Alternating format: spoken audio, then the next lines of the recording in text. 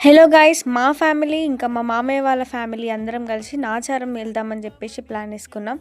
అదేంటి నాచారం అని చెప్పేసి యాదగిరిగుట్ట చూపిస్తుంది అనుకున్నారా? అయితే నాచారం కనే బయలుదేరాం.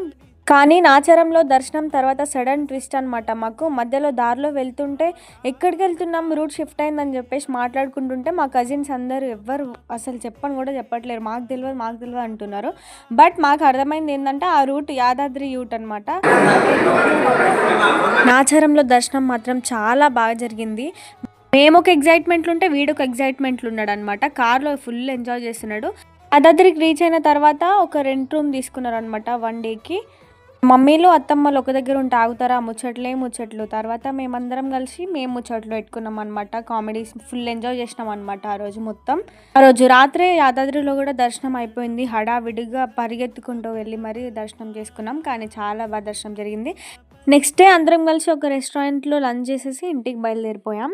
ఓకే గాయ్స్, ఇవాళకి ఇదే ఈ వీడియో. నెక్స్ట్ వీడియోలో మళ్ళీ మాట్లాడుకుందాం. Have a great day.